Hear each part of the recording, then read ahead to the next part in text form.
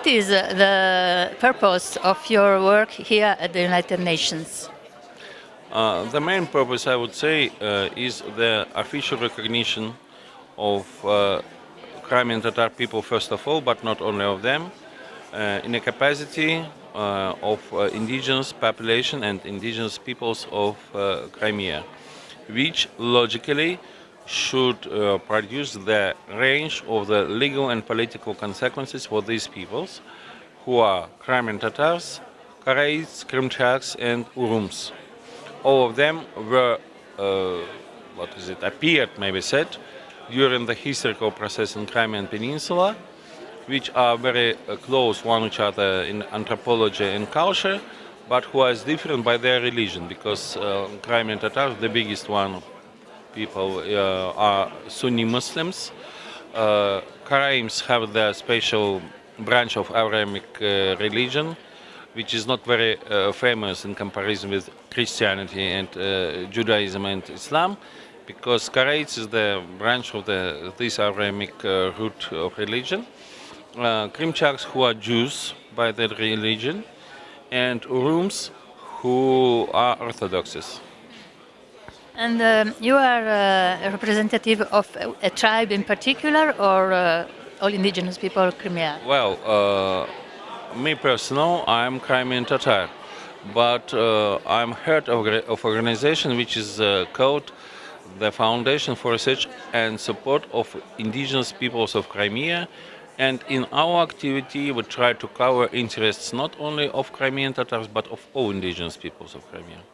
There are many problems for indigenous people in Crimea, I think. A lot, because still, until now, mostly these peoples are not recognized neither like peoples nor like indigenous peoples in particular.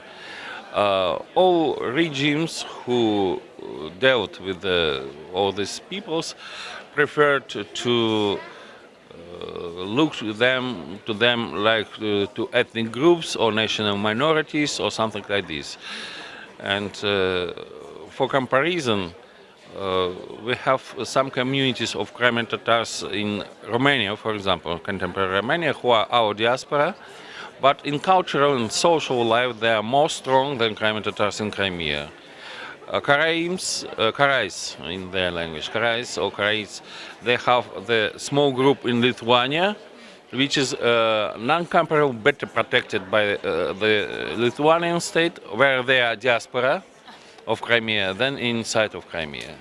So, of course, it is connected with the point that all new comers in Crimea, new settlers, new populations, and their authority, the first, their majority, the second, they prefer to escape any kind of the recognition of the rights of indigenous population in order to possess all natural resources of Crimea, of land of Crimea, without any observations or without any obligations towards the indigenous peoples. This is the main point. And what do you expect from this mechanism?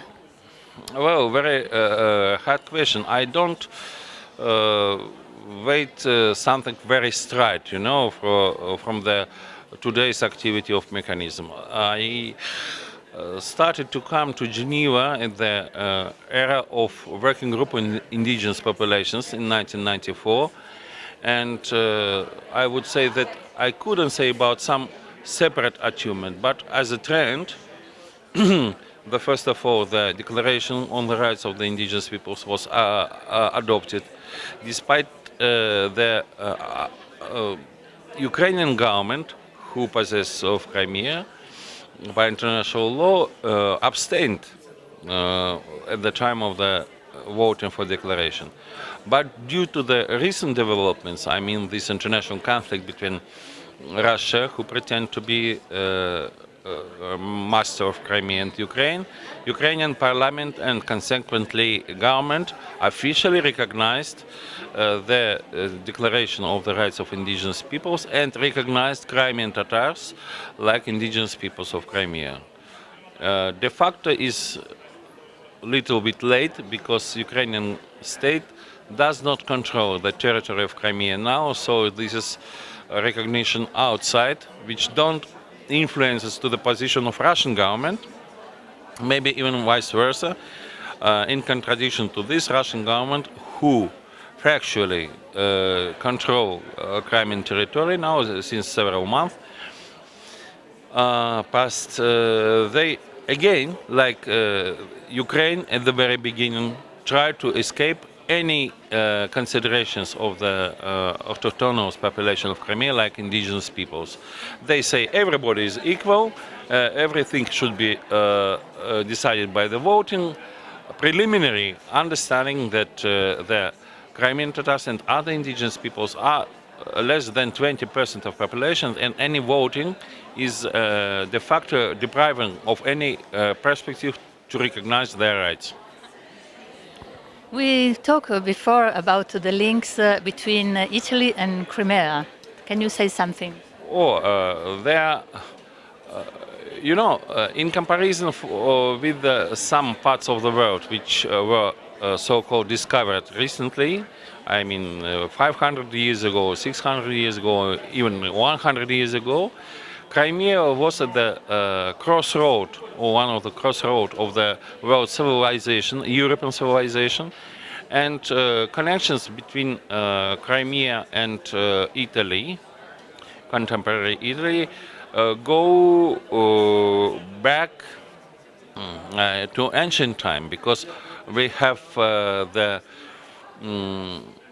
cities or towns in Crimea from ancient Greece and consequently from the Roma period, including Byzantine period, and one of our indigenous peoples who are Rums, they go back to the mixture between local population and settlers from Byzantine Empire, means Eastern Romanian Empire.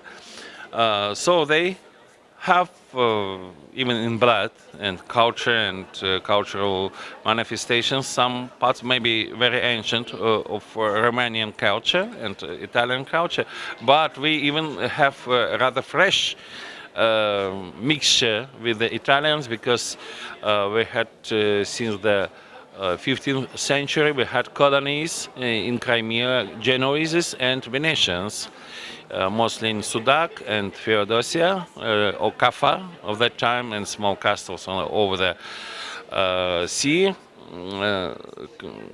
What is it? Coast. And in some groups of Crimean Tatars, practically Genoese were substrate who was Turkicized, Muslimanized, and became Crimean Tatars. By their anthropology, by some of their music, style of life, etc., they're very close to the medieval Genoese still now, and they even remember a little bit that some generations ago they were Catholics and they were Genoese or Venetians. Of course, now we are compact nation with because Italians, for example, are mixed nation with different. Yes, the same way, But it's rather well known among Crimean Tatars that from that village or that part of that town, people are mostly Genoese by their origin. We are relatives. Yeah, certainly. Thank you very much.